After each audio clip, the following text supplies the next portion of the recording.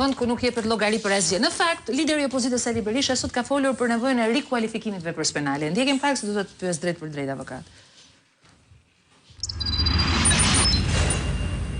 Ju do të dini se vetëm me tunelin e Llogaras janë vjedhur 97 milion euro të pastërta. Me unazën e Tiranës janë vjedhur të pastërta 320 milion euro. Çdo akt, çdo veprim i Lubi Balluku për tunelin e Llogaras është i diktuar nga Edi Rama. Dhe prokuroria jo vetëm që s'ka ngritur akuzë, por po e lejon atë të bëjë gjithçka për të penguar hetimin, për të prish provat, për të mbrojtur Belinda Balluku. Prokuroria ka qenë lehtësuese, sepse cili do që lexon akuzën e saj, konstaton se kemi të bëjmë me një grup të strukturuar kriminal.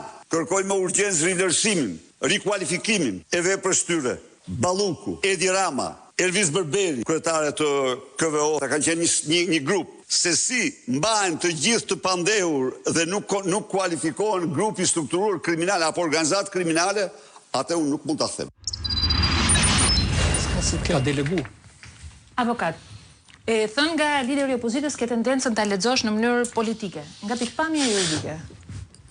Shiko, prandaj thash që pjesa politike ka diktuar edhe atë pjesën ligjore, të themi, transaksionit, të tenderit.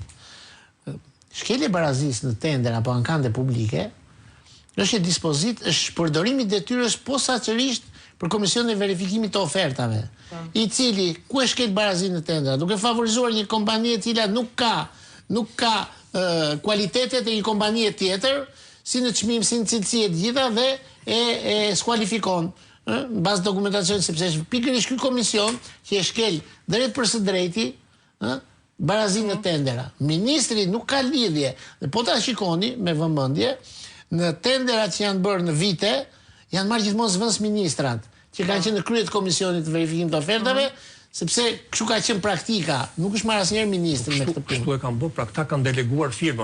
Kjo delegon firmën për sekretari i përgjithshëm. Por kur merr pjesë, shiko, kur merr pjesë drejt për drejt, nuk ka vënë firmë që ka shkel barazin tenderave. Nuk ka ekzekutuar flasim për ndikimin. Shiko, nuk është shkelje, pra edhe kompania që fitoi ka shkel. Nëse kjo ministri, nuk ja lejon ligji. Nëse kjo ministri do ishte në krye të Komisionit të Verifikimit të Ofertave, e kupton? Atë do të ishte shkelja barazis në tendera. Shkelja barazis në tendera apo ankande publike, konkuron me korrupsionin, se ti mund ta kesh këtë, po e ke në funksion të një shume që ke dhe korrupsionin mbrenda. Kush është qëllimi, pse është bërë shkelja barazis tendera? Po pra, po këtu pra, ky është korrupsioni, sepse kam thënë një fjalën, edhe në korrupsionin gjykata, edhe në shtet, vendimet merren në lokal.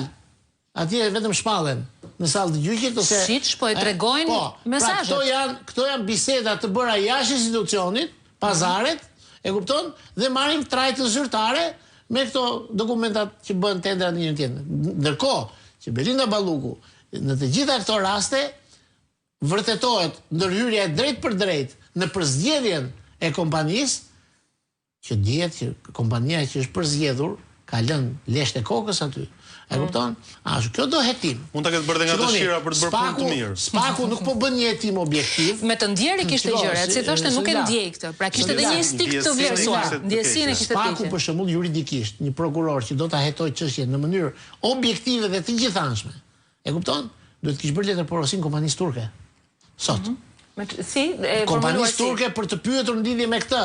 Si u futën dhe si u larguan. Pse s'kan bërë punime? Se dim tash këtë e ka bërë se ka bërë. Jo, të lutem, po duhet ta hetosh. Nuk e kanë bërë. Po e dim. Nuk e kanë bërë. E para dhe e dyta. Edhe e dyta.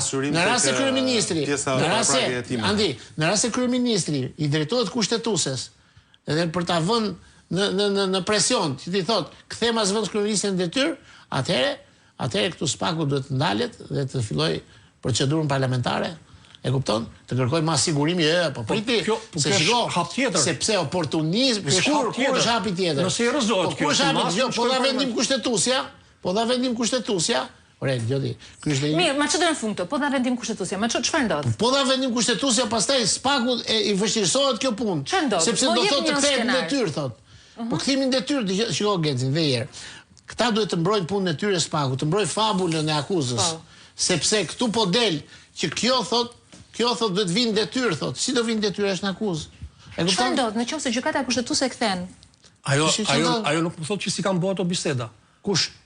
Balluku. Nuk e kam bërë ato biseda. Ajo thotë që mos mish nga puna. Andi, ke parë zyrtarët i dalin nga spaku dhe mos t'japi 2 minuta të sqaroj fabulën, nuk ka si mbrojtje. Shiko, ajo është në një koma të paraqyeshme. Në rast se gjykata kushtetuese do vjen në zyrë nesër na. Shkon në zyrë, çfarë do të spaku sepse Verioni do kthejë në zyrë, po të ishte në kushtet e kësaj gjëje të lirë. Verioni do kthejë në zyrë. Është thjesht Sonila. E kupton? Po. Verioni është burg. Të marrëgjencë.